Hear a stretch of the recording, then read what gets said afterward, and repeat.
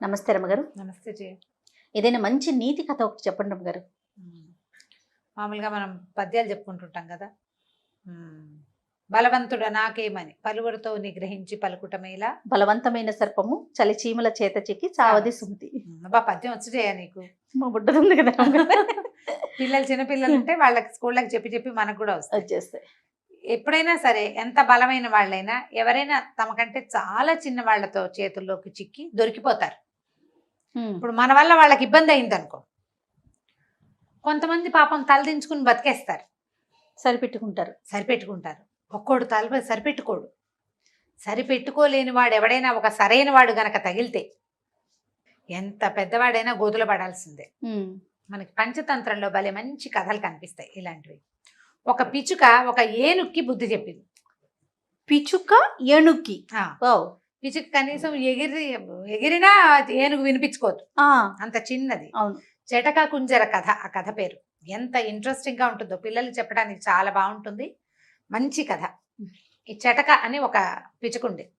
ఆ పిచ్చుకల జంట ఒక వెలగ చెట్టు మీద గూడు కట్టుకుని పిల్లల్ని పెట్టుకున్నాయి. అయితే వెలగ చెట్టు మీద పళ్ళు లేవు, పూత లేదు, ఏమీ లేదు. ఓ ఏనుగు ఆ దారే పోతూ ఆ వెలగ చెట్టుకి వీపు రాసుకుంటూ ఉండేది.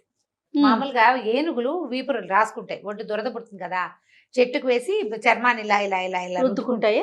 ఏనుగులు చేస్తాయిట, ఒంటెలు చేస్తాయిట.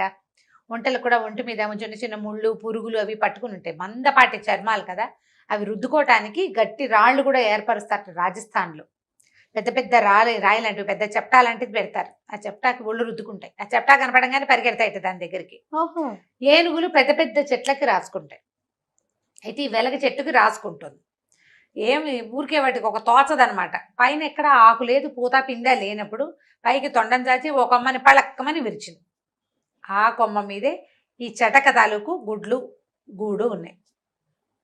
ఎత్తు మీద నుంచి పడేసరికల్లా ఏనుక్కాలక్కర్లే, పిచ్చికి గూడుకి ఎంత కావాలి, ఇంత పిచ్చికి గూడు, టింగ్ బుజ్జి బుజ్జి గుడ్లు ఉంటాయి.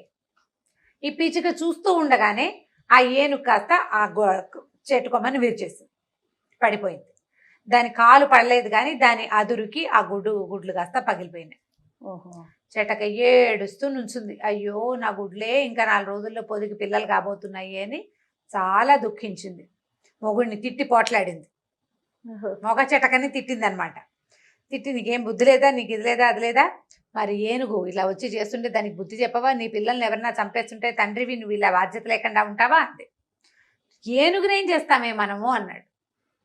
అయినా సరే దుఃఖం తీరలా, ఏడుచుకుంటూనే ఉంది. అయితే ఒక ఈగ వచ్చిందట, వీణారవ దాని పేరు.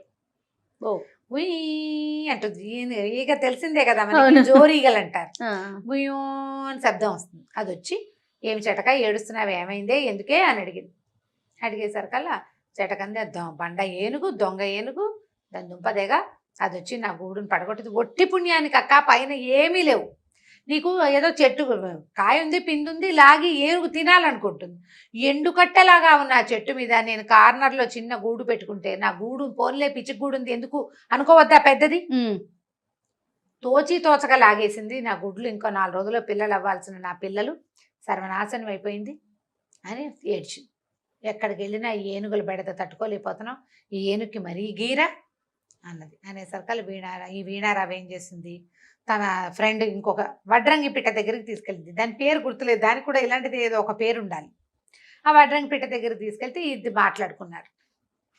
చెప్పుకుంది, దుఃఖం ఏముంది చెప్పుకున్న కొందికి. అవునవును. చెప్పుకునేసరికల్లా ఈ వడ్రంగి పిట్ట అంది, మరి నాకు ఒక ఫ్రెండ్ ఉన్నాడు మేఘనాథుడు, అతని పేరు కప్ప, వాడి పేరు గుర్తుంది, కప్ప పేరు గుర్తుంది, వడ్రంగి పిట్ట పేరే నేను మర్చిపోయా. పర్వాలేదండి. ఈ మేఘనాథుడి దగ్గరికి వెళ్దాం, మేఘనాథుడు మంచి ఐడియా ఇస్తాడు, ఈ ఏనుక్కి బుద్ధి చెప్పాలి. ఓకే. మేఘనాథుడి దగ్గరికి పోయారు. వెళ్తే కబుర్లు చెప్పుకున్నారు కాసేపు. తర్వాత ఈ వీణారావ ఈ వడ్డంగి పిట్ట ఇద్దరు ఇతనికి చెప్పారనమాట, ఆ మేఘనాథుడికి, నువ్వు ఏదైనా సహాయం చేయగలవా, ఏనుక్కి బుద్ధి చెప్పాలి అనేసరికల్లా మేఘనాథుడు అన్నాడు, అయ్యో అదెంత పని, పాపం ఎవరి పిల్లల చావుకైనా కారణమైన ఏనుక్కి బుద్ధి రావాల్సిందే, దాని సంగతి చూద్దాం అని చెప్పి ఏం చేసింది, అది అడవంతా తిరిగి ఒక బాగా బురదుండి నీళ్లు ఎక్కువ లేని ఒక చెరువుని కనిపెట్టింది.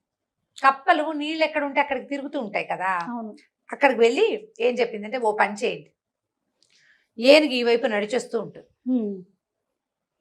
నడిచొస్తుంటే నేను ఈ చెరువు దగ్గర, ఈ నీళ్లు లేని దగ్గర కూర్చుని బెకబెకమంటాను. నా ఫ్రెండ్స్ని కొంతమందిని తెస్తా, మేమందరం అరుస్తాం. కప్పలు ఎక్కడ అరుస్తాయి? నీళ్ళు ఎక్కడుంటే అక్కడ అరుస్తాయి. నేను అరిస్తే నేను నీళ్లు ఉన్నాయి అనుకుని ఏనుగు వచ్చేస్తుంది. ఈ లోపల ఏం చెయ్యాలి? మొదట వీణారావ ఉంది కదా, వీణ లాంటి శబ్దం చేసేది, గుయ్ అంటుంది. దాని పేరు కూడా అందుకే పెట్టారు, వీణ మోగినట్టు మోగుతూ ఉంటుంది అనమాట, గుయ్ అంటుంది. అదే దాని శబ్దం. నువ్వేం చేస్తావంటే దాని చెవిలో సంగీతం పాడు వెళ్ళి, ఏనుగు చెవిలో. ఏనుగు తన్మయత్వంతో కళ్ళు మూసుకుంటుంది. కళ్ళు మూసుకోగానే వడ్రంగి పెట్టింది కదా, అది పరిగెత్తుకుంటూ వచ్చి ఏనుగుని కంటి మీద పొడిచేస్తుంది. కన్ను పొడవనగానే కళ్ళు కనపడకపోయేసరికల్లా ఏనుగుకి దాహం వేస్తుంది. కంటికి దెబ్బ తగిలితే దాని మెకానిజం అది, నీళ్ల కోసం పరిగెత్తుకొస్తుంది. పరిగెత్తుకొస్తే నేను ఈ బురద వైపు దాన్ని లీడ్ చేస్తా, కప్ప తెలివి చూడు అని చెప్పింది. సరే, ఒకనాడు చూసుకున్న ఏనుగు ఆ వైపుకి వచ్చే సమయం చూసుకుని ఈ మన వీణారవ ఉంది కదా, ఏనుగు చెవి పెద్దది, ఏనుగు సంగీతం వింటుంది బాగా. ఇది పోయి దాని చెవి దగ్గర గుయ్యూ అని తిరగటం మొదలెట్టింది. ఆ సంగీతానికి మన వల్ల గుయ్యి శబ్దం వస్తుంటే కాసేపటికి మనకు కూడా కళ్ళు మూతలు పడతాయి, జోలపాట్లాగా. ఏనుగుకి కొంచెం కళ్ళు మూతలు పడ్డాయి. ఏనుగు కళ్ళు తెరుచుకుని ఉండగా వడ్రంగి పిట్టని దగ్గరికి రానివ్వదు, అది తొండంతో విసిరేసేస్తుంది. కళ్ళు మూతలు పడంగానే వడ్రంగి పిట్ట వచ్చేసి గుచ్చేసింది కంట్లో, పొడిచేసింది కళ్ళు. పొడిచేసరికల్లా అది కేవు కేవు గట్టి గట్టిగా ఘీంకరించింది. ఏనుగు వడ్రంగి పిట్ట ఎక్కి ఏనుగు మీదే కూర్చుంది పైకెక్కి. ఇది అరిచి కేకలు పెట్టింది. అరిచినా సరే ఈ లోపల దాహం వేసేసింది దానికి. కళ్ళు పొడిచేసి కళ్ళు కనపడకపోతే దాహం. ఈ లోపల కప్పలు బెకబెకమంటున్నాయి, ఎక్కడో కప్పలు బెకబెకమంటున్నాయని పరిగెత్తింది అటువైపుకి. పరిగెత్తేసరికల్లా ఒక పెద్ద మురి గుంట అది. ఏనుగు చూసుకోకుండా, కళ్ళు కనిపించట్లేదుగా, కంట్లోంచి నీళ్లు గారిపోతున్నాయి, కళ్ళు మండిపోతున్నాయి, కన్ను నొప్పిగా ఉంది, దాహం వేస్తోంది, టెన్షన్గా ఉంది. బురద నీళ్ళు తాగిస్తుందా? తాగలేదు, బురదలోకి దిగింది. అయ్యయ్యో, దిగంగానే కూరుకుపోయింది బురదలో. మామూలు కష్టం కాదు అది, ఎంత తంటాలో పడితే గానీ అది బయటికి రాదు. ఇప్పుడు ఏనుగు కష్టాన్ని గురించి కాదు మనం ఇక్కడ ఆలోచించాల్సింది. ఆ ఒట్టి పుణ్యానికి పిచ్చిగూడుని పగలగొట్టినందుకు, పగలగొట్టేసి అంతే. ఆ పిచ్చిక దాని ఫ్రెండ్స్ తో కలిసి చేసిన శాస్తి. అందుకని ఒట్టి పుణ్యానికి ఎవ్వరి జోలికి వెళ్ళకూడదు. అయ్యా, అంతటి ఏనుగే ఇబ్బంది పడింది. ఎంత బలవంతమైన ఏనుగైనా సరే ఇట్లా చిన్న ప్రాణుల చేతికి చిక్కైనా సరే దొరికిపోతుంది. కాబట్టి ఇప్పుడు తప్పనిసరి అయితే ఏదో చేస్తావు. అవును, తప్పనిసరి కాకపోతే దారే పోతూ ఎవరినైనా ఏడిపించటము, తోచి తోచక హెరాస్మెంట్, తోచి తోచక ఎక్కిరించటము, అలా చేయకూడదు. ఆ చేయటం వల్ల ఇలాంటి సమస్యలు వస్తాయి అని చెప్పడానికి ఈ పంచతంత్ర కథని పిల్లలకి ఉదాహరణగా చెప్పచ్చు. చాలా బాగుంది రమ్మగారు, క్యూట్ గా ఉంది. చక్కగా జంతువులు పిల్లలు ఇంట్రెస్ట్ గా వింటారు. స్టోరీ మంచి నీతి ఉన్న కథ కదా. అవును, ఒక సరదా కథ చెప్పండి అండి. ఒకప్పుడు జిత్తుల జంత్రి అని ఒక కథ చెప్పాను, గుర్తుందా నీకు? గుర్తులేదు రమ్మగారు. నేను మర్చిపోతున్నావు జయ, ఎన్ని కథలు రమ్మగారు? మరి నేను ఎలా గుర్తు పెట్టుకుంటున్నా? అదే కదా, అదే రమ్మగారు. మరి ఒకసారి చెప్పండి, ఒక్క లైన్ చెప్పండి. అది అదే జిత్తుల ఒకటి చాలా తెలివైన వాడు, రాజుగారు ఆయన వాడి దగ్గరికి వెళ్తాడు. నువ్వు ఇంత తెలివిగా ఎలా ఉంటుంటే జిత్తుల జంత్రి అని ఒకటి ఉందండి, అది తీసుకొస్తాను, మీ గుర్రం మీ బట్టలు నాకు ఇవ్వండి అని తీసుకెళ్తాడు. గుర్రము బట్టలు తీసుకుని వెళ్ళిపోతాడు. చూసావా? మళ్ళీ సెర్చ్ చేసుకుని మొత్తం వింటాను. వినాలి నువ్వు ఖచ్చితంగా. సారీ రమ్మగారు, ఒకవేళ ఎవరికి గుర్తులేదో వాళ్ళందరూ ఈ జిత్తుల జంత్రి కథ వెతుక్కుని వినండి. మళ్ళీ వినాల్సిందే, తప్పదు. బాగుంటుంది సరదాగా. Sure sure. ఇది కూడా జిత్తుల జాలయ్య వీడొకడు. ఒక ఊళ్ళో ఒక రాజుగారు నగరంలో జాలయ్య అని ఒకడు ఉండేవాడు. వాడు అందరినీ బోల్తా కొట్టించి పాపం గడుపుకుంటూ ఉండేవాడు. ఓసారి వాడు ఒక సైనికుడికి దొరికేశాడు. వాడు ఏం చేశాడంటే, ఇలాంటి వాడిని టక్కరి వాళ్ళని పట్టుకుని అప్పచెప్తే బాగుంటుంది కదా, ఏం చేసి పట్టుకుని రాజుగారి దగ్గరికి ఈడ్చుకుపోయాడు. రాజు అన్నాడు, ఏమిట్రా వీడు దొంగతనం చేశాడా, దోపిడీ చేశాడా, ఏం చేశాడు, ఎవరైనా మోసం చేస్తే? వీడు జిత్తులు మారండి, జిత్తులు జాలయ్య వీడు, అప్పుడెప్పుడో వాళ్ళప్పుడెప్పుడో చెక్కు మార్చారు, ఇలా ఒక 5-6 విషయాలు చెప్పాడు. అవునవును, వాడెవడో టక్కరి వాడు అనుకున్నావు, వాడు వీడేనా అన్నాడు. పెద్ద చేసిన మోసం లేదు, 10 రూపాయలు, 8 రూపాయలు, 25 రూపాయలు, 15 రూపాయలు, ఆ పూట భోజనము, ఓ 2 గుమ్మడికాయలు, 4 సొరకాయలు, అలాంటి వాటి కోసం వాడు అవతల వాళ్ళని బోల్తా కొట్టేసి కొట్టేస్తాడు. అది ఒక్కటనుకో ఎవరికీ తెలీదు. కానీ ప్రతి ఊళ్ళోనూ 10-15 అవుతున్నాయి అనుకో, ప్రతి సందులోనూ 4 అయితే కొన్నాళ్ళకి ప్రచారంలోకి వస్తాయి. అట్లా ఈ జాలయ్య ప్రచారంలోకి వచ్చేసాడు. జిత్తుల జాలయ్య వాడి పేరు. మహానక్క జిత్తులు వాడు వీడేనండి అని చూపించాడు. రాజుగారు అన్నాడు, ఏమిటో అంత తెలివి నీకు? అట్లా ఒకళ్ళు కాదు, ఇద్దరిని కాదు, ఏదైనా పని చేసుకోవచ్చు కదా. ఇట్లా జితులు మారితనంగా ఉండి నువ్వేం సాధిస్తావని రాజు కేకలేశాడు.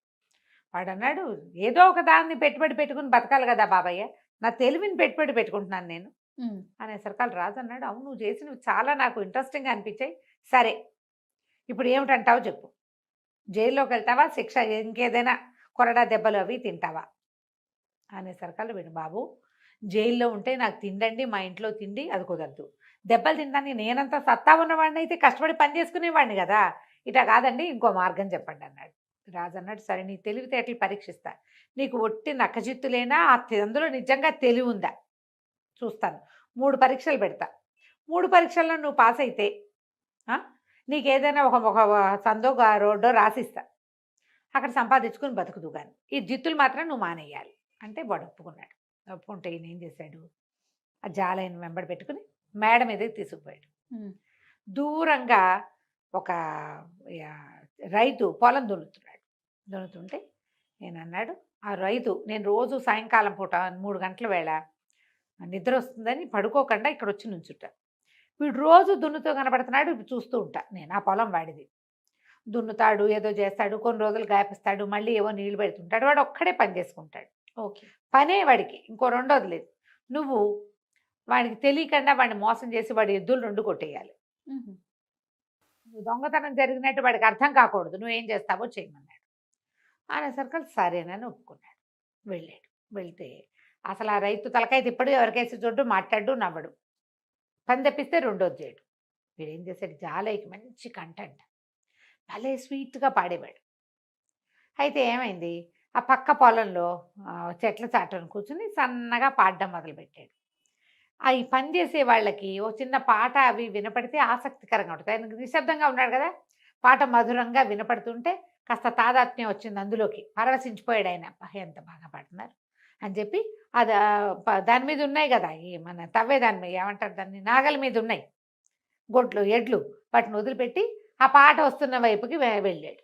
ఎవరో ఉన్నారు, మనిషి ఎవరో చూద్దాము అని చెప్పి అటు వెళ్ళేసరికల్లా వీడేం చేశాడు, చెక్కమని ఇటు వచ్చేసాడు. అతను ఆ చెట్ల పొదల్లోకి వెళ్ళాడు. వీడి రాగానే వీడి దగ్గర ఓ చిన్న ఇంత రంపం లాంటిది ఉంది. గబగబా ఈ ఎడ్ల దగ్గర నిలబడి కొమ్ములు కోసేసాడు, ఎడ్లవి తోక కూడా కత్తిరించేశాడు. ఆ కొమ్ముకు వస్తే నొప్పి రాదు వాటికి, తోక కత్తిరించినా కూడా ఏదో మూలుగుతాయి కానీ పెద్ద సౌండ్ రాదు. గబగబా వాటిని ఏం చేశాడు, నాగల నుంచి ఊడదీసేసాడు. ముందు నిలబడి ఉన్నాయి, కోసేశాడు కొమ్ములు. ఆ కొమ్ముల్ని పక్కగా ఒక చోట కాస్త బురదగా ఉన్న చోట పాతి పెట్టాడు.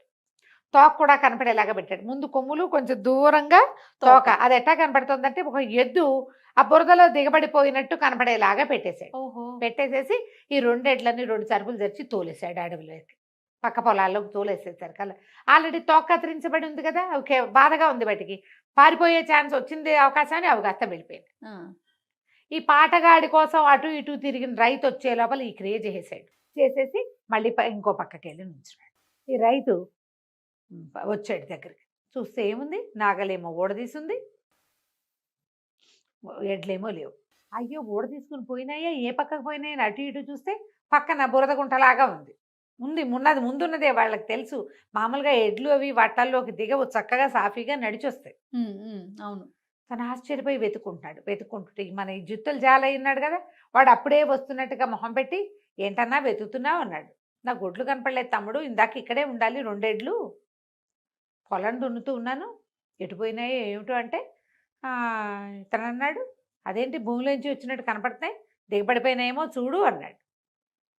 వీడు పోయి కొమ్ములు పుచ్చుకుని లాగేసరికి కొమ్ములు ఊడి చేతిలోకి వచ్చాయి. పైన పాతి పెట్టినవి రావు, తోక పుచ్చుకుంటే తోక వచ్చేసింది. నేను నిర్ఘాంతిపోయి, అయ్యో లోపల కూరుకుపోయి కొమ్ములు ఊడిపోయినాయి నా ఎడ్లకి, ఇంకేం చేస్తాను, నా పొలం పని అంతా పాడైపోయిందని ఆ రైతు వెళ్ళిపోయాడు. దొంగతనం జరిగిందేమోనన్న ఊహ కూడా రాలా అతనికి, బురదలో దిగడిపోయినాయి అంతే అనుకున్నాడు. పాపం ఇంకేం చేస్తాడు, వెళ్ళిపోయాడు. ఆ మేడ మీద నిలబడి రాజుగారు ఇదంతా చూస్తూనే ఉన్నాడు. ఓరి వీడి తెలివి, వీడి దుంపదేగా అనుకుని, మన వల్ల కదా ఈ పరీక్ష అయ్యింది, అరే రైతుకి ఒక జత ఎడ్లు తోలండిరా అని చెప్పి ఓ జత ఎడ్లను తోలిచ్చాడు. కొన్నాళ్ళకి వాడి ఎడ్లు వాడికి దొరుకుతాయి, ఈ లోపల రాజుగారి వల్ల వాడు నష్టపోకూడదు కదా. సరే ఏం చేశాడు, బాగానే ఉంది. మళ్ళీ రాజుగారి దగ్గరికి వచ్చాడు. సరే రాజుగారు అన్నారు, భలే గెలిచావు, చాలా తెలివి నీకు. సరే, మనకి పంచకళ్యాణి గుర్రం ఒకటి ఉంది. అశ్వశాలలోకి వెళ్ళి దొంగతనం జరిగిందని అర్థం కాకుండా గుర్రాన్ని తీసుకురావాలి నువ్వు. ఓకే. అంటే తెస్తానండి అన్నాడు. ఈ ఫస్ట్ టైం చూసిన వ్యవహారం మీద రాజుగారికి పుట్టాడు అనుమానంగా ఉంది, అమ్మో వీడు సాధించేస్తాడని. అక్కడి అశ్వశాలలో వీళ్ళు ఉంటారు గుర్రం కాపలా వాళ్ళు, ఒరే ఇవాళ రాత్రి మన గుర్రం దొంగతనం చేయబడే అవకాశం ఉంది, మెలకుగా ఉండండి, గుర్రం జాగ్రత్త అని చెప్పాడు. వీడేం చేశాడు, అటు తిరిగి ఇటు తిరిగి ఒక సైనికాధికారి గారి ఇంట్లో చొరబడి, ఆయనకి వాళ్ళకి బట్టలు ఉంటాయి కదా సైనికాధికారి గారు, ఆ బట్టలు సంగ్రహించుకున్నాడు. సంగ్రహించుకుని రాత్రి బాగా 1-2 వేళ ఓ సంచి భుజాన్ని వేసుకుని సైనికాధికారి బట్టలతోటి వెళ్ళాడు. వీడు వెళ్ళేసరికి ఆయన నడిచొస్తున్నాడు, ఈ వేషంలో ఉండి నడిచొస్తున్నాడు.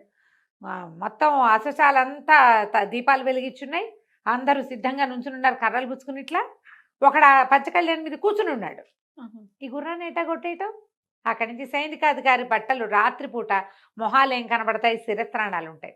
అబ్బా ఎంత బాగా ఉన్నారా మీరంతా మెలకుగా, సమయం గడిచిపోయింది, రాజుగారు చెప్పారు ముహూర్తం దాటిపోయింది, ఇంకా ఏమీ దొంగతనం అవ్వదు, ఏమవ్వదు, మీరు ఇంతవరకు కాపలా ఉన్నందుకు ఇదిగో మీ అందరికీ ఇదిగో ఈ బుడ్లు పంపించారని చిన్న చిన్న సీసాల్లో అందరికీ డ్రింకులు ఇచ్చాడు. అప్పట్లో కూడా మత్తు పానీయాలు ఉండేవి. అదే కదా. వీళ్ళందరూ తాగేశారు. సంతోషం పట్టలేక రాత్రి 1 గంటకు నిద్రలు ఇంకా కాయక్కర్లేదు కదా, 1 గంట 2 దాకా మెలకుగా ఉంటే ఊపిరి ఆడనట్టు ఉంటుంది, అది మంచి టైం కదా. 1 to 12 to 3 అద్భుతమైన నిద్రా సమయం మనిషి అన్నవాడికి. ఆవలించుకుంటున్నారు అక్కడికి పాపం. సరే అందరూ తలా ఒక బుడ్డి తాగారు. గడపలు దాటకముందే ఎవరి దారిని వాడు చొప్పకట్టల్లా పడిపోయారు. ఇది చక్కగా సైనికాధికారి బట్టల్లో గుర్రం వేసుకెళ్ళిపోయాడు మనవాడు జాలయ్య.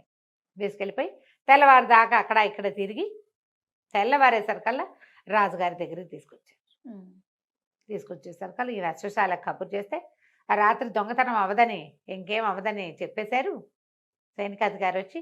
అందుకని మేమందరం పడుకున్నామన్నారు. గుర్రం ఎక్కడుంది, రాజుగారి ముందు నుంచి. ఆశ్చర్యపోయాడు, పొరిని ఇది కూడా బాగా చేశాడే వీడికి ఆ సమయానికి ఏం చేయాలో తెలుసు, టక్కరివాడు. సరే ఓకే, 3వ పరీక్ష పెడుతున్నాను నీకు, రాణిగారి వేలు ఉంగరం కొట్టేయాలి నువ్వు. రాణిగారి వేలు ఉంగరం అంటే ఏమిటి, అంతఃపురంలోకి వెళ్ళి ఆవిడ ఉంగరం పుచ్చుకుంటే ఆవిడ ఊరుకుంటుంది, అదే కదా, అరిచి గోల్ చేయదు, ఉంగరం పట్టుకో నీ ఇష్టం, ఆ తర్వాత నేను నిన్నేమీ అన్నాడు. అన్నాక సరే బాగానే ఉంది. సాయంకాలం చీకటి పడ్డాక ఆ రోజు రాత్రి రాజు రాణి ఇద్దరు మేడ మీద కుర్చీలు వేసుకుని కూర్చున్నారు. కూర్చుంటే చెప్పాడు, ఏమే నీ ఉంగరం జాగ్రత్త, వాడు కొట్టేస్తాడు, వాడు 2 సార్లు ఇలాంటివి చేసేసాడు, 3వది చేస్తాడంటే ఇద్దరు భార్యాభర్త పక్క పక్కన ఉంటే వాడు ఎట్టా వచ్చి ఆవిడ మీద పడి ఆవిడ ఉంగరం లాక్కోగలుగుతాడు. పైగా మెళ్ళో అయితే ఒక రకం, ఉంగరాలు తీసుకోవాలంటే చెయ్యి ఇవ్వద్దు, ఆవిడెందుకు ఇస్తుంది చెయ్యి. సరే ఇద్దరు చూస్తుంటే రాజుగారికి ఏం కనిపించింది, ఎవరో కింద నుంచి గోడ మీద నుంచి పైకి ఎక్కొస్తున్నట్టుగా కనపడింది. అప్పట్లో ఏమి వీధిలో ఎట్లా ఏమిటి ఏమీ లేవుగా, ఏవో కాగడాలు అవి ఇవి వెలిగించుకునేవాళ్ళు. ఈయనేం చేశాడు, వంగి చూశాడు. చూస్తే పైకి కోట బురుజుకి, అంటే ఈయనుండే ప్రాసాదం తాలూకు బురుజుకి ఒక తాడేసింది, కింద నుంచి ఒక వ్యక్తి పైకి వస్తున్నాడు. ఈయన చూస్తూ ఉన్నాడు. ఆ వ్యక్తి దగ్గరకు వచ్చేదాకా వాడు ఇట్లా తాడు పుచ్చుకుని పైకి వస్తున్నట్టు కనపడతాడు. దగ్గర దాకా రాగానే ఈయన ఏం చేశాడు, అక్కడ బరిసెలు లాంటివి ఉంటాయి కదా, బరిసె మొనవైపు తను పట్టుకుని కర్ర వైపుతోటి ఆ మనిషిని ఇట్లా కొట్టాడు. పై మేడ మీద 4వ అంతస్తు మీద నుంచి పడితే ఉంటాడు ఎవడైనా, పడిపోయాడు వాడు. ఆ పడిపోయాడు, ఏదో కెవ్వమన్న కేక దబ్బమన్న మోత వినపడ్డాయి. ఇంకేమిటి, జాలయ్య పడిపోయాడు, వాడు ఇప్పట్లో లేచురాడు. సైనికులు ఎవరో చూసుకుంటారు వాడి సంగతి, వాడేం సచ్చేంబడు, కాళ్ళు చేతులు విరిగిపోయి ఉంటాయి. అక్కడి నుంచి నేను అన్నాడు, ఏం పర్వాలేదు వెళ్ళి పడుకుందాం పదన్నాడు. రాజుగారు రాణిగారు వెళ్ళిపోయారు లోపలికి. ఆయన గది వేరు, ఆవిడ గది వేరు. ఆవిడ గదిలో ఆవిడ పడుకుని హంసతులిక తలపం మీద, ఆయన పోయి తన గదిలో పడుకున్నాడు. పడుకున్నాక ఏమైంది, ఇంతకీ అక్కడ ఏం జరిగింది, తాడు పుచ్చుకుని పైకి వస్తున్నారు కదా, జాలయ్య రాల. వాడు ఏం చేశాడంటే ఒక తాడేసి ఒక గడ్డి బొమ్మకి తన చొక్కా పంచా కట్టాడు. ఓహో, ఆ గడ్డి బొమ్మను ఆ తాడుకి కరిపించి కింద నుంచి లాగుతుంటే దూరం నుంచి చూసే వాళ్ళకి ఏం కనబడుతుంది, పైకి వెళ్తున్నట్టు అనిపిస్తుంది. ఆ గడ్డి బొమ్మ కింద పడంగానే వీడు కెవ్వమన్నాడు, మోత ఎట్లాగూ అయింది. వాడు నిజానికి అసలు క్షణాల్లో మేడెక్కేశాడు. పక్క నుంచి మెట్లు ఉన్నాయి ఆ మేడకి. ఇది పడిపోగానే వాడి దారిని వాడు మెట్లెక్కేశాడు. ఈ లోపల రాజు రాణి మాట్లాడుకుని ఎవరి గదుల్లోకి వాళ్ళు వెళ్ళిపోయారు. రాణిగారు అప్పటికే రాత్రి 12 అయింది. ఆవిడకి 9ంటికే పడుకునే అలవాటు. ఆవలింతలు వచ్చేస్తున్నాయి వాకిట గాలి కూర్చునేసరికి. మేడ మీద కూర్చుంది కదా, చల్లగాలికి నిద్ర రాదా? ఆవిడేమో నిద్రలో ఉంది. ఆవిడ లోపలికెళ్ళి కొద్దిగా గొంతు బొంగురుగా చేసి, ఏమే ఇంకా జాలయ్య రాడు, అయినా కూడా ఎందుకైనా మంచిది ఉంగరం నా చేతికి దాచిపెడతా అన్నాడు. ఆవిడ నిద్రలో ఉంగరం తీసి ఆయన చేతికి పెట్టింది. అదెవరు? జాలయ్యే. వాడు ఉంగరం వేలికి పెట్టేసుకున్నాడు. చటుక్కుని తప్పుకున్నాడు. ఇంతలో 10 నిమిషాల్లో రాజుగారికి రెండో గదిలో పడుకున్నాడుగా, ఆయనకి ఏమనిపించింది, ఒకవేళ జాలయ్య గాడు కాలు విరిగినా సరే ఏ కర్రో పట్టుకుని పైకి వస్తాయి అని చెప్పి ఈయన గబగబా లేచి సరభసంగా వెళ్ళాడనమాట, చకచక మోతలు చేసుకుంటూ. ఏమండి రాణిగారు, ఆ ఉంగరం నా చేతికి ఇవ్వండి, నేను దాచిపెడతాను, ఆ వాడు వచ్చేస్తాడేమో, వాడు ఒట్టి టక్కరి వెదవా అన్నాడు. ఆవిడ నిద్రలో ఉంది. ఎన్నిసార్లు ఇస్తాను, ఆల్రెడీ ఇచ్చేసా కదా మీకు అని. అప్పుడు చూశాడు ఆవిడ వేలికి ఉంగరం లేదు. అమ్మ జాలయ్య కొట్టేశావురా అనుకున్నాడు. తెల్లవారేసరికల్లా ఉంగరం పుచ్చుకొచ్చాడు జాలయ్య. ఇదిగోండి మహారాజా అనగానే, మహారాజు నాడు ఎంత తెలివోయి నీకు సానుకూలంగా పని చేసుకోవటం, దాన్ని గొడవ కానివ్వకుండా ఉండటం వచ్చు. సరే, ఓ పంచి, ఊరికి ఉత్తరంగా ఉన్న వీధుల్లో ఒక వీధి నీకు ఇస్తున్నాం. ఆ వీధిలో 40-50 ఇళ్ళున్నాయి. దానికి అనుబంధంగా ఉన్న తోటలు దొడ్లు అన్నీ నీవే. అవి అద్దెకిస్తావో, అమ్ముకుంటావో, నీ పేరే పెట్టుకుని నువ్వు అక్కడ ఉంటావో ఉండు. అవసరమైనప్పుడు సలహా ఇచ్చే సలహాదారు ఉద్యోగం ఇస్తున్నాను నీకు. నీ చుట్టాలని పక్కాలని ఆ వీధంతా పెట్టుకో. ఉద్యోగం ఉంటుంది, నీకు జీతం ఇస్తాను. మీ వాళ్ళందరినీ ఆ ఇళ్లలో దింపుకో. ఇక మాత్రం నీ జిత్తులు బయట చేయకూడదు. జిత్తులన్నీ రాజ్యానికి రాజుకే ఉపయోగపడాలని చెప్పి ఆ జిత్తులు జాలయ్య వీధి అని ఒక వీధి ఇచ్చి వాడికి గౌరవంగా ఉంచుకున్నాడు. పాతకాలంలో ఇట్లా దొంగల్ని దోపిడీదారులని రాజుగా ఉపయోగపడేలాగా జీతాలు ఇచ్చి ఉంచుకునేవాళ్ళట. ఖలీఫా కథల్లో చూస్తాం మనం ఇట్లా. ఈ మన రాజుల్లో కూడా కొంతమంది చేసేవాళ్ళు. వీళ్ళు తెలివైన వాళ్ళు, వాళ్ళని విశ్వాసపాత్రులుగా చేసి ఉంచుకోవాలి, శిక్షించకండి. అప్పుడు వాళ్ళు తెలివితేటలు రాజ్యానికి ఉపయోగపడతాయి. చందమామ కథ ఒకటి చెప్పండి అండి. పూర్వం కౌశాంబి అలాంటి నగరం, కేశవ నగరం అనుకో, నగరానికి ఒక పరమాద్భుతమైన రాజుగారు ఒక ఆయన అవంతివర్మ. ఆయన చాలా అద్భుతంగా ధర్మం న్యాయం జరిపేవాడట. వాళ్ళ దాంట్లో కంటికి కన్ను పంటికి పన్ను, ఎవడైనా కొడితే వీడితో వాడిని కొట్టించేవాళ్ళు. అదే లెక్క. చాలా ఖచ్చితంగా అమలు జరిగిపోయేది న్యాయం. ఇక నువ్వు నేను తేడా లేదు, పెద్దవాడు చిన్నవాడు లేదు, మనవాడు కాబట్టి ఆశ్రిత పక్షపాతులుగా ఉండటాలు అటువంటివి వాళ్ళ రాజ్యంలో నడిచేవి కాదు. చాలా గట్టిగా ఉండేవాళ్ళు.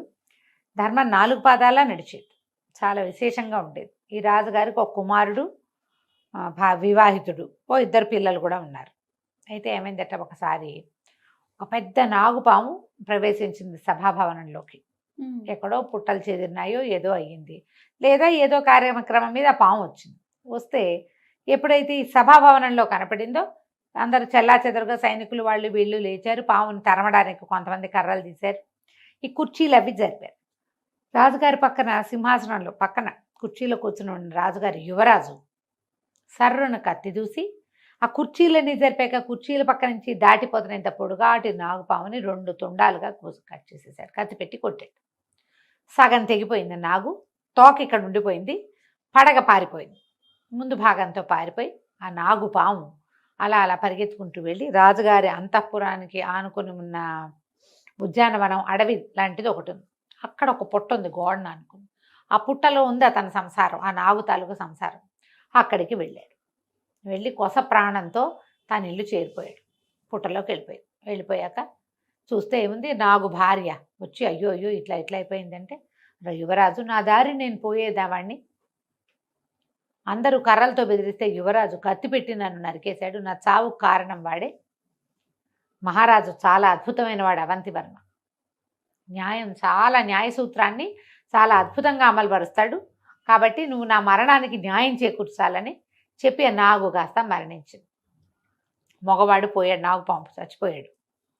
ఈ ఆడ నాగుపాము ఉంది కదా భార్య, గోడును వెలిపించి ఎలాగైనా తనకి న్యాయం చేకూర్చుకోవాలని భావించి ఆ రోజు రాత్రి అంతఃపురంలో ప్రవేశించి తెల్లవారుతూ ఉండగా యువరాజు మెడకు చుట్టేసిందట.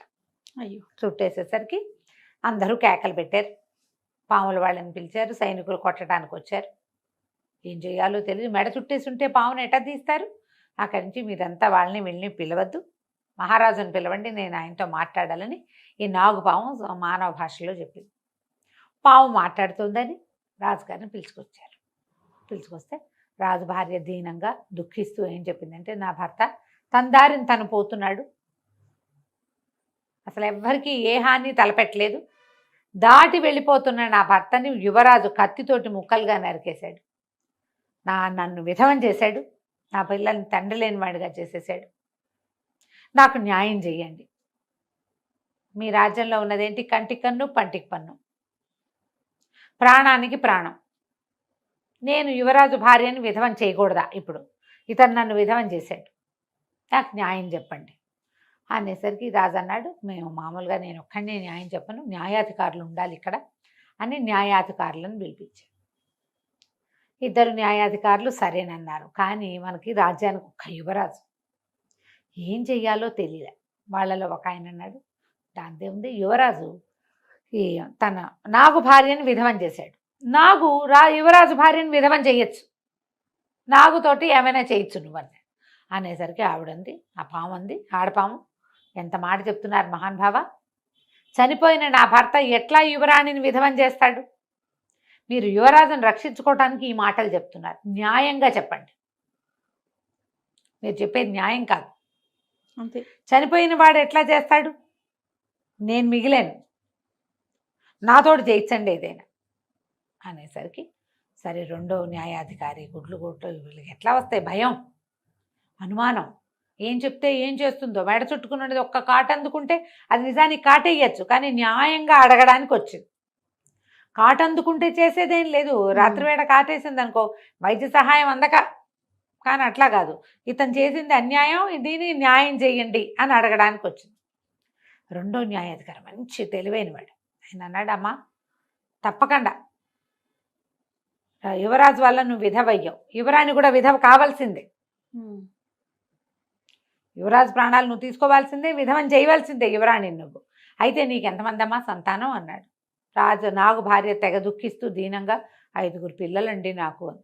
సరే, యువరాణికి కూడా 5 పిల్లలైన ఉన్న విధవం చెయ్యాలి నువ్వు, యువరాణికి 5 సంతానము పుట్టాక వచ్చి కాటేసేయి నువ్వు, మేం కాదనం, ఇదే న్యాయం అని ఒక ఘోషణగా చెప్పారు. నాగు భార్యకి రాజుగారు మాటిస్తున్నారు, యువరాణికి 5 సంతానం కలిగాక ఆమెను విధవం చేసేందుకు నాగు భార్యకి హక్కు రాస్తున్నారు. ఎప్పటికీ యువరాజుకి 2 పిల్లలు, ఎప్పటికి వస్తుంది? ఎప్పటికైనా రావచ్చు, ఆ కాలంలో బర్త్ కంట్రోల్ లేదు కదా. కానీ ఆ తర్వాత పిల్లలు పుట్టాల రాజుగారికి. యువరాజుకి ఏమో పిల్లలు కలగలేదు. రాజుగారు చెప్పి నువ్వు ఎలాగో ఇట్లా ఇక్కడే ఉంటావు కదా, పుట్టలో అంతఃపురపు ఉద్యానవనం పుట్టలోనే ఉంటావు కదా, చూసుకుంటూ ఉండు, మేము కూడా కబురు చేస్తాం, నువ్వు కబురు చేయాలి, 5వ సంతానం పుట్టాక మీరు కబురు చేస్తే నేను వచ్చి యువరాజును కాటందుకుంటాను అని అడిగిందట. ఆ తర్వాత ఎప్పుడు యువరాజు యువరాణి పిల్లలతో కలిసి తిరుగుతూ ఉండేవారు. ఎప్పుడు 2 పిల్లలతోటే కనపడ్డారు, కానీ 3వ పిల్లతోటి కూడా ఆ పాము ఎప్పుడు చూడలేదు. చూసి తన పగ తీరకుండానే పాము ఎప్పుడో వెళ్ళిపోయింది. న్యాయ సూత్రం ఇట్లా అమలు చేశారు. 5 పిల్లల విధవ ఇది. మరి 2 పిల్లల విధవేట పనికి వస్తుంది, 5 పిల్లల విధవే అవ్వాలి కదా. యువరాణి మనుషుల తెలివితేటలు చూపించారు, మనుషుల తెలివితేటలు, అంతే కదా రమ్మగారు? అంతే. రమ్మగారు ఏదైనా మంచి చందమామ కథ చెప్తారా? పూర్వమట సింధు దేశంలో సుందరుడని ఒక కుర్రాడు ఉండేవాడు. వాడు ఏదో చిన్న పని చేసుకునేవాడు. అమ్మ నాన్న ఉన్నారు, కానీ ఏదో చాలా సామాన్యమైన కుటుంబం. వాళ్ళు ఉన్న ఊళ్ళ నుంచి ఎగువ సముద్ర తీరం వైపుకు వచ్చి అక్కడ ఏదైనా పని దొరుకుతుందని అక్కడ ఉన్నాడనమాట. ఏదో దొరికేది చిన్నది. పొద్దుటి పూట పనులు ఉండేవి. సాయంకాలం వాడు ఏం చేసేవాడు, రోజు ఆ సముద్ర తీరం, మనం బీచ్కి కొత్త వాళ్ళం అయితే భలే సరదాగా ఉంటుంది, రోజు సముద్రపు తీరంలో అలా వ్యాహ్యాళికి తిరుగుతూ ఉండేవాడు. తిరుగుతుంటే ఒకనాడు సాయంకాలము వాడు వెళ్తూ ఉంటే వాడికి ఎట్లా కనపడింది, ఈ సముద్రాలకు అలలు వచ్చి అలలతో పాటు వస్తువులన్నీ అవి శంఖాలు చేపలు గీపలు వస్తాయి, కొట్టుకొస్తాయి, మళ్ళీ వెనక్కి వెళ్ళిపోతుంది. గవ్వలు వస్తాయి, ఎన్ని పీతలు గీతలు కూడా వస్తుంటాయి నీళ్ళలో. అయితే అలా వచ్చిన ఒక చేప అక్కడ ఉండిపోయింది. అది ఎట్లా అయింది, అక్కడ ఎవరో పిల్లలో లేకపోతే పెద్దవాళ్ళేనో ఇంత గుంట లాంటివి తవ్వారు. గుంటలు తవ్వితే కాసేపటికి ఇసుక వచ్చి పూడిపోతాయి. ఇది ఏకంగా ఒక మడుగులాగా అయ్యింది, పెద్ద గుయ్యి. ఒక చేప ఈ అలతో పాటు కొట్టుకొచ్చి ఆ మడుగులో కొట్టుకుంటుంది. అది ఎంత ఎగిరినా మడుగులోంచి పైకి రాలేకపోతుంది. బంగారపు రంగు చేప ఎంత చక్కగా ఉందో. వీడేం చేశాడు సుందరుడు, దాని దగ్గరికి వెళ్ళి అది అలతో పాటు పైకి ఎక్కడానికి ట్రై చేస్తోందని అర్థమే. పాపం సముద్రంలోకి పోవాలనుకుంటోంది. సముద్రంలో ఉండే చేప అంత మడుగులో అట్ట గోతులో ఉండమంటే ఎట్లా ఉంటుంది? అవును. అందుకని వీడేం చేశాడు, ఆ గొయ్యి దగ్గర కూర్చుని దానిటా చేతితోటి పైకి లేవదీసి అల వచ్చినప్పుడు అల మీదకి విసిరాడు. విసిరేసరికల్లా ఆ చేప బతుకు జీవుడా అని లోపలికి వెళ్ళిపోయింది లోపలికి. ఇక మళ్ళీ రాల. మర్నాడు ఏమైంది, ఆ రోజు అయిపోయింది. మర్నాడు ఇతను మళ్ళీ సముద్ర తీరానికి వచ్చేసరికల్లా ఒక నడి వయసులో ఉన్న ఒక స్త్రీ ఇతన్ని పిలిచింది. బాబు బాబు, నేను సాయంత్రం ఇక్కడ మడుగులోంచి చేపను తీసింది నువ్వే కాదు అంది. నేనేనన్నాడు. దాదా ఇట్లా నా దగ్గరికి రా అని రమ్మని పిలిచి, ఆ చేప సముద్రపు రాజు గారి కూతురు, అందరితో పాటు వచ్చింది బయటికి. తనొక్కతి మడుగులో ఉండిపోయింది, నువ్వు రక్షించావు, మా రాజుగారు నిన్ను తీసుకురమ్మన్నారు, సముద్రపు రాజు దగ్గరికి వెళ్తాను రమ్మంది. సముద్రంలోకి వెళ్ళాలంటే ఎటా వెళ్తాడు? అదే కదా. మరి నేను ఎట్లా వస్తాను సముద్రంలోకి, నాకు అసలు ఈత రాదు, ఊరికే ఇట్లా బయట తిరుగుతాను, సహాయమేగా చేశాను, ఏం పర్వాలేదులే అన్నాడు. ఆవిడ ఒప్పుకోలే. కాదు రా నువ్వు రా, నేను నిన్ను తీసుకెళ్తాను అని చెప్పి ఆ అబ్బాయి రెక్కపుచ్చుకుని నీళ్లలోకి తీసుకుపోయింది. మోకాళ్ళు దాటిన నీళ్ళు వచ్చేసరికి ఈ ఆడ మనిషి పెద్ద చేపలాగా మారిపోయింది. చేపలా మారిపోయి తన మీదకి ఎక్కించుకుంది కుర్రాడిని. ఎక్కించుకుని ఒక నీటి బుడగ లాంటిది వీడి మొహం మీద వేసింది. వీడికి ఊపిరాడదు, చేప ఈత రాదు కదా. ఆ చేప మీద ఎక్కిన ఈ కుర్రాడు సుందరుడు జాయమని వెళ్ళిపోయింది చేప లోపలికి, ఆ నీళ్ళల్లోకి వెళ్ళిపోయాడు. వీడి చుట్టూతో ఒక గాజు దుండేసరికి ఆ అబ్బాయికి ఏమి నీళ్ళలోకి వెళ్ళిన ఇబ్బంది ఏమి ఎదురవ్వాల. అలా లోపల తీసుకుపోయింది ఆ చేప. తీసుకెళ్ళాక ఓ చోట దింపింది. అది చక్కగా పెద్ద తోటలాగా పెద్ద పెద్ద భవనాల్లాగా ఉన్నాయి నీళ్ళ లోపల. ఆ అబ్బాయికి ఏం చెప్పిందంటే, బాబు మా రాజుగారు ఆతిథ్యం ఇచ్చి నీకు 2 రోజులు ఉంచుకుని పంపుతాడు, ఏదైనా ఇస్తాను, నీకేమైనా కావాలా అని అడుగుతాడు, నువ్వు మనిషివి కదా, నీకు చెవి ఉపయోగపడుతుంది, మంత్రపు చెవి ఇవ్వండి, నాకు ఇంకేమీ వద్దని చెప్పు. మంత్రపు చెవి ఇస్తాడు, అది తెచ్చుకో, అది నీకు ఉపయోగపడుతుంది. రాజుగారు అమ్మాయిని చిన్నప్పటి నుంచి నేనే పెంచాను, నీ వల్ల బతికి బట్టగట్టింది, నేను నీకు సహాయం చేయదలుచుకున్నాను, ఇంతే చేయగలను, ఏదో ముత్యాలో రత్నాలో వజ్రాలో అడగద్దు, మంత్రపు చెవి అడుగు అంతే అని చెప్పింది. సరే ఒప్పుకున్నాడు. రాజుగారి దగ్గరికి తీసుకుపోయింది. ఆయన పరమానంద భరితుడైపోయి ఈ అబ్బాయికి బోళ్ళని చేపలతో వాటితో వీటితో సేవలు చేయించి 4 రోజులు చక్కగా ఉంచుకొని బాగా ఆతిథ్యం ఇచ్చి ఎన్నో రకాల సముద్రపు భోజనాలు పెట్టివిచ్చి అటు తిప్పి ఉంచుకున్నాడు. 4 రోజుల తర్వాత ఈ అబ్బాయిని ఇంకా వెళ్ళొస్తానండి అన్నాడు. సముద్రపు రాజు అన్నాడు, అబ్బాయి నా చాలా సంతోషం కలిగించావు, మా పిల్లని రక్షించావు, 4 రోజులు వచ్చి ఆతిథ్యం స్వీకరించావు, నీకేం కావాలో చెప్పు అనగానే కుర్రాడు అన్నాడు, మంత్రపు చెవి అని ఒకటి ఉంటుందట కదండి, అది ఇప్పించండి నాకు అన్నాడు. ఈయన తెల్లబోయాడు. మంత్రపు చెవి ఎక్కడుంది మన దగ్గర అని బాగా ఆలోచించి, బాబు మా దగ్గర ఒకే ఒకటి ఉంది, పాతాళంలో సముద్రంలో ఉంది, కానీ ఒక్కటే ఉంది, నీకు ఇస్తా, 1 ఏడాది తర్వాత ఇది మళ్ళీ నా దగ్గరకు వచ్చేస్తుంది, సంవత్సరం పాటే నీకు ఇవ్వగలను, మా దగ్గర ఉండాలి అది, ఓ ఏడాది, మీకు 1 ఏడాది అంటే మాకంత ఏడాది పట్టదు, ఇంకా చిన్నది పడుతుంది, మీ ఏడాది మీకు సరిపడా సంవత్సరం కాలం మాత్రం నేను నీకు ఇవ్వగలుగుతాను దాన్ని అంటే ఒప్పుకున్నాడు. అది ఇంత బుల్లి శంఖంలాగా ఉంది. ఆ మంత్రపు చెవి షేపులో ఉంది, శంఖం వల్లే ఉంది అంతది. దాన్ని ఎత్తి ఇట్లా చెవిలో పెట్టుకుంటే అన్ని జీవుల సంభాషణలు అర్థమవుతాయి. ఓహో. ఆ మంత్రపు చెవి లక్షణం ఏంటంటే పిచ్చుకలు, పాములు, ఉడతలు, ఎలకలు, కుక్కలు, అన్నీను, పిల్లులు, అన్నిటి భాష అతనికి అర్థమవుతుంది, కొత్త భాష అర్థమవుతుంది, జంతువుల భాష అర్థమవుతుంది, సంవత్సరం పాటు దీన్ని ఎంజాయ్ చేయి నువ్వు అని చెప్పి ఆ మంత్రపు చెవిని చేతులు పెట్టాడు. ఇంకా ఏవో తినుబండారాలు కాస్త మెళ్ళో వేసుకుని 2 ముత్యాల దండలు మెళ్ళో వేసి 2 ముత్యాల దండలు చేతులకేసి పంపించారు. మళ్ళీ ఈ మొదట వచ్చిందిగా ఆడచేప, ఆవిడే చేప రూపంలో వచ్చి ఈ కుర్రాన్ని తీసుకుపోయి జయమని బయటికి తీసుకెళ్ళి సముద్ర తీరంలో వదిలిపెట్టారు.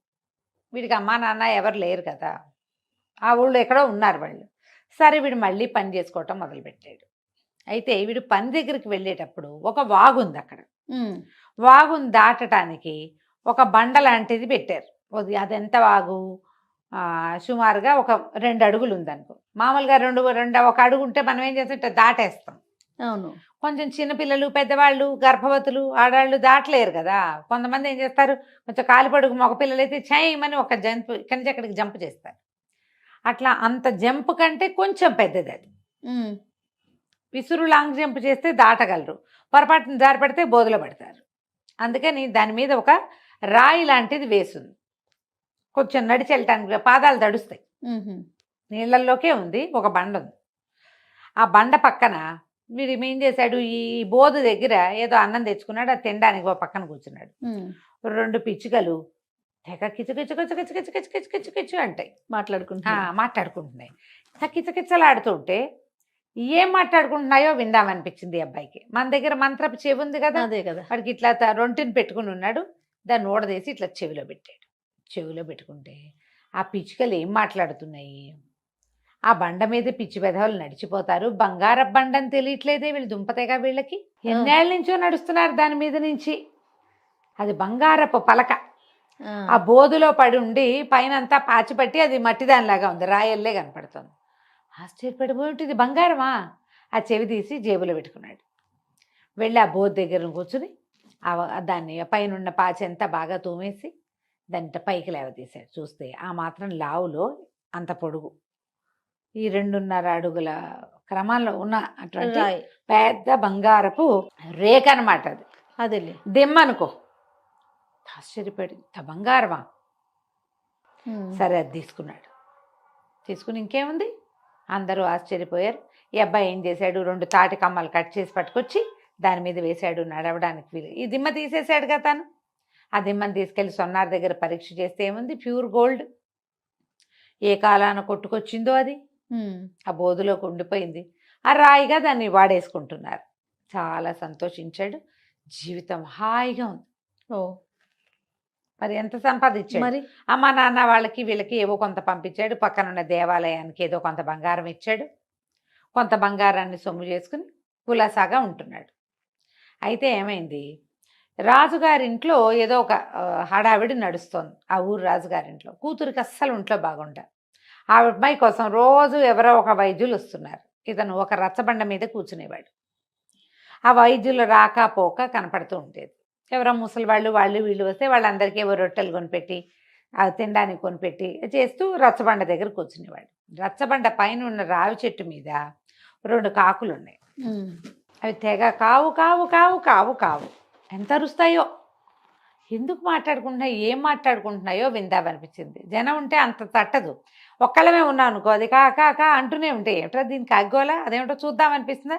జేబులోంచి ఆ మంత్రపు చెవి తీసి చెవులు పెట్టుకున్నాడు. పెట్టుకునేసరికల్లా ఆ కాకులు 2 మాట్లాడుకుంటున్నాయి. ఇంతమంది వైద్యులు వస్తారు, ఒక్కడికి తెలియట్లేదు. ఏ వైద్యం చేసినా పిల్ల ఏం బతుకుతుంది, పిల్ల బతకదు, ఆ పిల్ల చచ్చిపోవటమే ఎట్లాగూ అనేసరికల్లా ఇంకో 3వ కాకు వచ్చింది. అసలు దానికి చేసిన జబ్బేమిట్రా అన్నా అసలు అని అడిగేసరికల్లా ఈ ముందు 2 కాకులు ఉన్నాయిగా, ఈ 2 కాకుల్లో ఓ కాకి చెప్పింది, ఆ రాజుగారు నిరుడు ఇల్లంతా నేయిచ్చారు, బిల్డింగ్ అంతా గడ్డి పెట్టారు, అందులో ఆ గడ్డిలో ఒక పాము చిక్కుకుపోయింది. అది ఆ ఇంటి మీద ఉంది, ఆ ఇంటి పైకప్పు మీద. ఆ కప్పు మీద గడ్డి వేయబడిన పార్టు యువరాణి యొక్క గదిలోకి ఉంది. ఆ పాము ఆహారం లేక కృషించిపోయింది. దాన్ని ఏడుపు కొట్టి యువరాణికి జబ్బు చేసింది. తొందరలో పాము చచ్చిపోతుంది తిండి లేక, యువరాణి కూడా వెళ్ళిపోతుంది, అమ్మాయి కూడా. ఆ పాముని తీస్తే ఈ పిల్ల బతుకుతుంది అనేసరికి ఆశ్చర్యం వేసింది. ఈ బిల్డింగులు అంటే ఇప్పుడు అప్పట్లో ఈ మన ఏమనాలి పక్కా బిల్డింగులు లేవుగా, భవనాలు కాదు అవి. ఏం చేసేవాళ్ళు, పెద్ద పెద్ద గోడలు కట్టి పైనుంచి వాసాలు దించి ఎత్తుగా హై రూఫ్ చేసి గడ్డి అవి వేసి తాటాకులు పరిచేవాళ్ళు. అలాంటి గదిలో ఉంది ఈ అమ్మాయి. ఆ అమ్మాయి ఎక్కడుందో ఆ గది పై భాగంలో ఉన్న గడ్డిలో ఒక పాము శల్యావశిష్టంగా చచ్చిపోవడానికి సిద్ధంగా ఉంది. సంవత్సరంగా దానికి ఆహారం లేదు. ఈ అబ్బాయి ఏం చేశాడు, సరే ఇది బాగుందని ఆ చెవి ఎత్తి జేబులో పెట్టుకున్నాడు. పెట్టుకుని రాజుగారింటికి వెళ్ళాడు. యువరాణి జబ్బు తగ్గిస్తాం అని చెప్పిన ప్రతి వాళ్ళని తీసుకుపోతున్నారు లోపలికి. అదే ఒక 5-6 ఉద్దండ పండితులు అక్కడ నుంచున్నారు. వాళ్ళు అన్నారు, ఏం చేస్తావో నువ్వు, చిన్న కుర్రాడ లేవునో 25 ఏళ్ళు కూడా లేవు, నీకు ముక్కుపచ్చలారలేదు, ఏం వైద్యం చేస్తావంటే, మీరందరూ చేసిందే ఏదో చేస్తా, నేను ఏదో చేస్తా, వైద్యం చేయగలిగిన వాడిని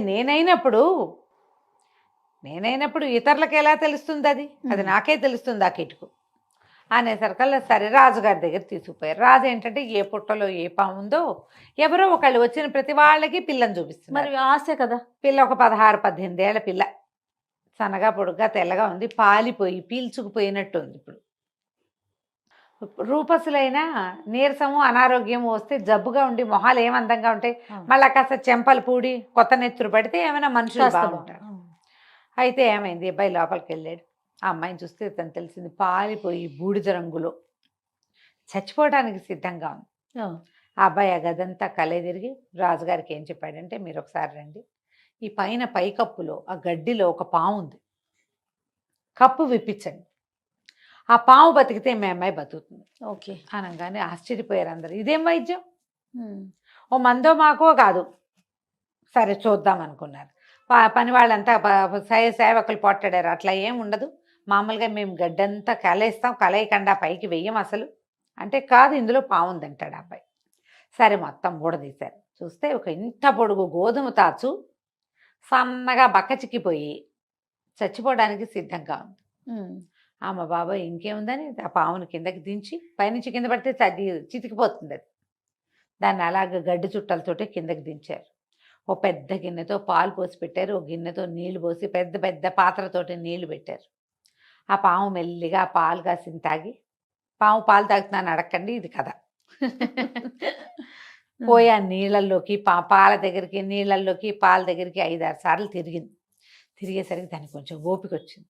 అట్లా నీటిలో తిరుగుతాయట సర్పాలు. మెల్లిగా దాన్ని వదిలేశారు. ఎప్పుడైతే ఈ పాము అటు ఇటు తిరుగుతుందో, ఈ మంచం మీద పడుకున్న రాకుమార్తె అప్పటిదాకా అసలు దిగటం అన్నది లేదు, మంచం దిగటల్లా మెల్లిగా దిగి 4 అడుగులు వేయటం మొదలుపెట్టింది. పాము ఇలా బయటికి వెళ్ళింది, పిల్ల బయటకు వచ్చింది. బయటకు వచ్చింది, నాన్న అని నీరసంగా బయటకు వచ్చింది. వచ్చేసరికి అందరూ ఆశ్చర్యపోయారు.